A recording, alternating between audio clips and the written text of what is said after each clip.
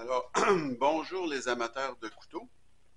Ici, c'est Jean qui vous parle du Québec par une journée glaciale. Alors, il fait aujourd'hui -30 à l'extérieur. Là, il est près de 11 heures et quelques. Il fait le matin.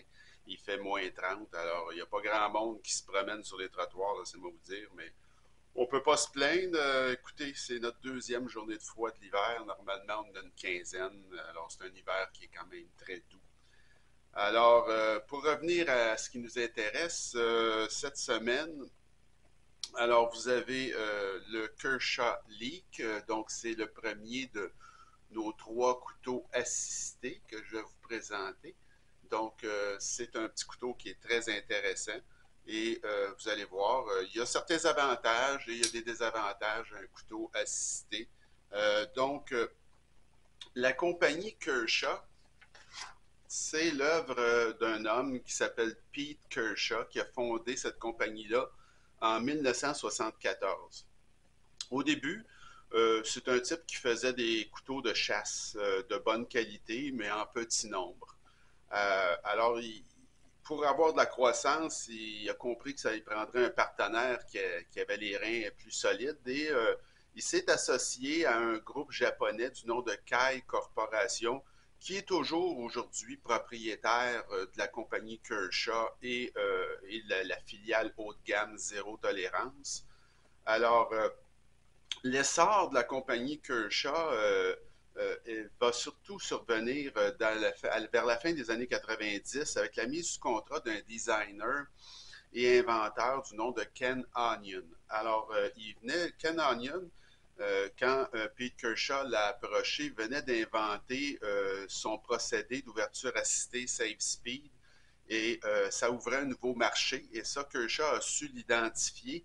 Alors, il a mis sous contrat non seulement pour avoir les droits sur son brevet, mais comme aussi designer. Et ça a été un coup de maître parce que Ken Onion va produire pour Kershaw ses couteaux les plus célèbres, dont le fameux Leak ici qui a dessiné vers l'année 2003 et qui est devenu un couteau iconique et aussi le Blur un petit peu plus tard, là, vers 2008. Et ces couteaux-là vont devenir les couteaux assistés les plus vendus au monde et ils sont encore en production. Donc, ça a été un coup de maître là, vraiment de Pete Kershaw de s'associer ou de prendre vraiment, donner un contrat important à Ken Onion.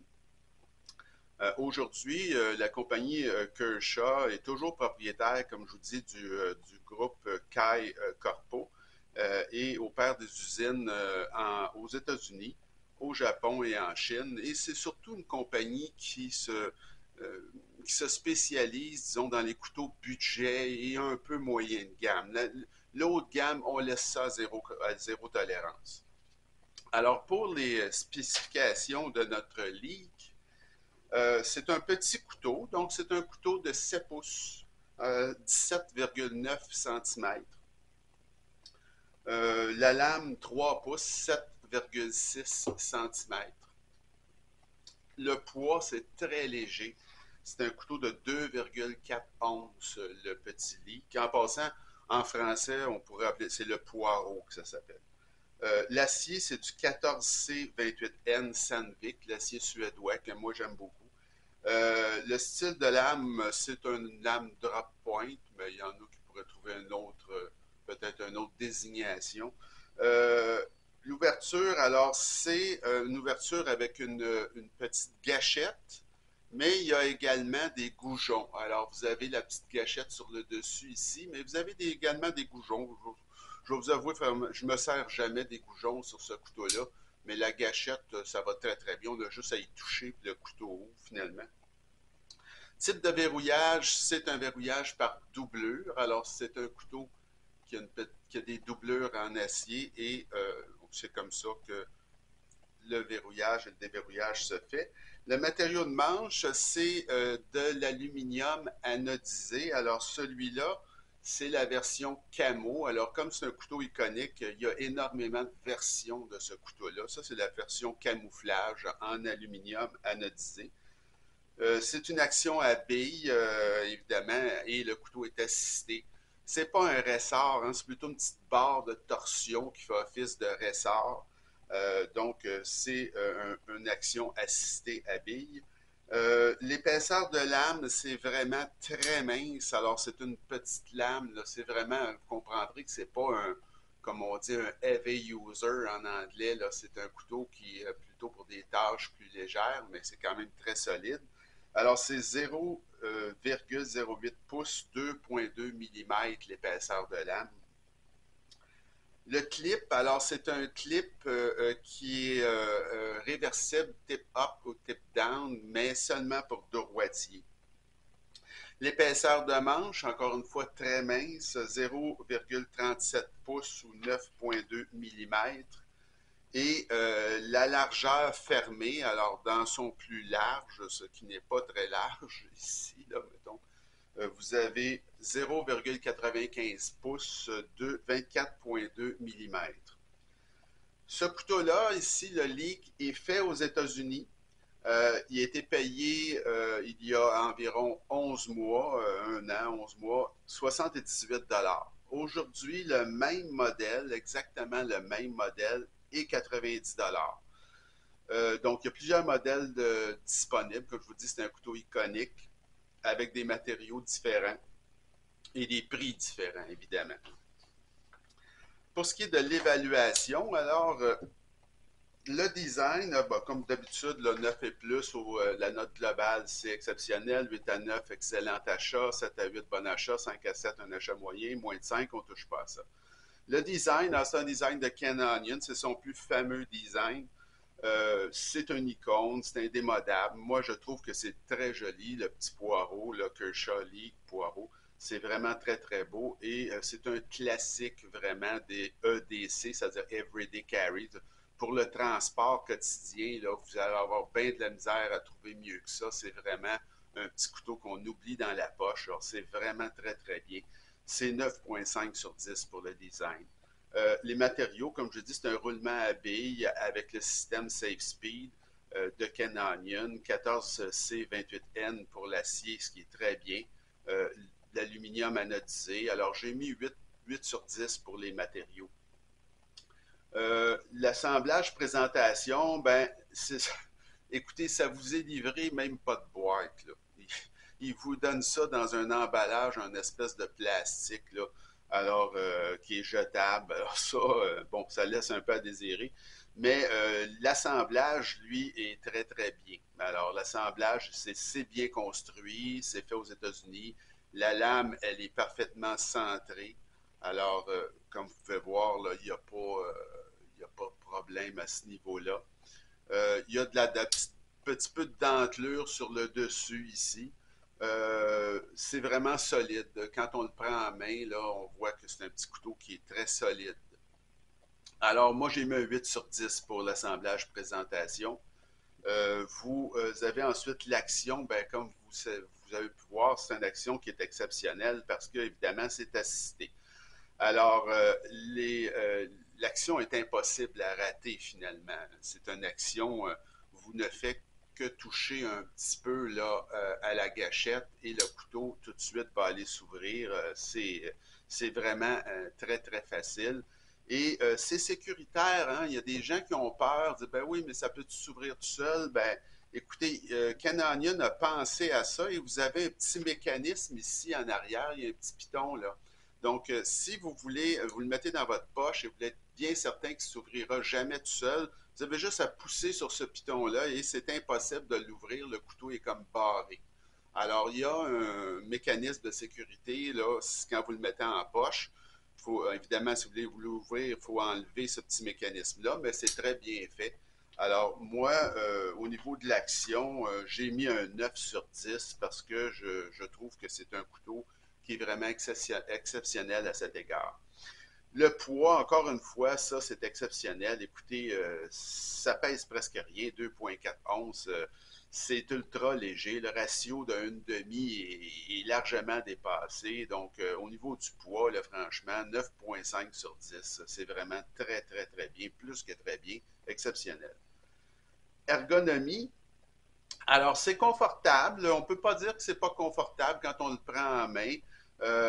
Évidemment, il y a des hicks un petit peu, c'est-à-dire que vous avez la clip qui est démesurément longue. Là. Je ne comprends pas pourquoi ils ont mis un clip si long que ça. La clip ferait pratiquement la longueur du couteau. Alors ça, c'est un peu, c'est raté. Et vous avez aussi, ils ont pas fait un petit peu, ils auraient pu, ils ont fait un peu de laminage, si vous voulez, ou de l'image un peu ici pour vous donner accès à la barre de déverrouillage, mais selon moi, il aurait pu en faire un petit peu plus. C'est pas vraiment dur, parce que je vais vous avouer que la barre de déverrouillage est assez tendre, mais il aurait pu avoir un petit accès amélioré là, au niveau de la barre de déverrouillage, mais bon, c'est pas grand-chose, là, c'est pas quelque chose de grave. Disons que la pire chose, c'est probablement le clip qui est vraiment, en tout cas, il en a l'air fou tellement il est grand. Il ne faut pas oublier on a un petit couteau de 7 pouces ici, donc il y a pas, je comprends pas vraiment là, pourquoi ils ont mis ce clip-là. Au niveau de l'ergonomie, j'ai mis un 7,5 sur 10. C'est quand même correct, là. Faut pas exagérer. L'aspect général, ben, c'est super. Hein? C'est une icône, ce couteau-là. C'est un classique, comme je vous disais, pour le transport quotidien. On le reconnaît du premier coup d'œil, hein, vraiment, le Kershaw Leak ou le Poirot. C'est vraiment un couteau iconique, très, très connu.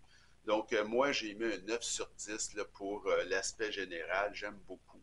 Le prix, alors moi j'ai eu un excellent prix, là, comme je vous disais, à 78 mais malheureusement, comme dans bien des cas, la tendance est à la hausse. Alors, bon, il y a plusieurs versions, mais j'ai établi, moi, ma note sur le prix, sur le prix que moi j'ai payé. Alors, j'ai donné un 8,5 sur 10. Et la valeur, ben, elle est très bonne. Hein? C'est une icône, donc peut-être le couteau à cité le plus vendu au monde, ce couteau-là. C'est un modèle qui existe, comme je vous dis, depuis une vingtaine d'années, qui est toujours en production. C'est un peu un incontournable quand on est un collectionneur. Je vous dis, faites attention un peu aux versions plus coûteuses. Oui, vous pouvez facilement amener ça dans les 110, 120 dollars avec des matériaux un petit peu plus nobles, mais bon, est-ce que ça en vaut vraiment la peine? Ce sera à vous de juger. J'ai mis un 9 sur 10 pour la valeur. Ça nous fait une note globale de 8,6 sur 10, donc c'est un excellent achat. C'est un couteau qui, pour le prix fait aux États-Unis, bon, c'est un couteau merveilleux à transporter, comme je vous dis. C'est très sécuritaire avec le petit mécanisme de fermeture de sécurité qui a été pensé par Canonian. L'action est fantastique. C'est idéal pour une personne, par exemple, qui aurait peut-être mal aux mains, qui ferait de l'arthrite ou des choses comme ça, qui aurait des problèmes un peu avec ses mains et qui malheureusement, bon, ça lui fait mal quand il actionne certains mécanismes de déploiement. Ben, avec ce couteau-là, il règle son problème parce que n'importe qui peut ouvrir ça et on ne le manquera jamais. Alors, il y a les deux petits seuls bémols, c'est la clip qui est démesurément longue et l'accès à la barre, mais comme je vous dis, c'est quand même pas très difficile et il n'y a pas de danger que la lame se ferme sur votre doigt parce que vous voyez, il y a une résistance due au ressort là. Alors, il n'y a pas, quand on le ferme, on n'a pas à se méfier de la lame qui pourrait venir nous couper parce que rendu à moitié comme ça, le couteau va arrêter tout simplement et on doit avec le pouce refermer et on va sentir la petite pression, la petite tension due au ressort ou à la barre de torsion. Donc c'est un couteau que je vous recommande fortement si le style vous plaît. Et la semaine prochaine, ben, on va faire un autre couteau assisté. Ça, c'est un couteau qui s'appelle le LCK. C'est un petit couteau pas cher qui appartient à la catégorie budget également, même moins cher que le lit, qui est plus long. C'est un couteau de la compagnie CRKT, donc les Américains appellent ça Cricket, mais c'est pour Columbia River Knife and Tool. Alors sur ce, ça m'a fait plaisir de vous présenter cette vidéo et si ça vous a plu, ben, n'hésitez pas à vous abonner à ma chaîne, comme je dis toujours, et on se retrouve la semaine prochaine pour une autre vidéo. Bonne journée!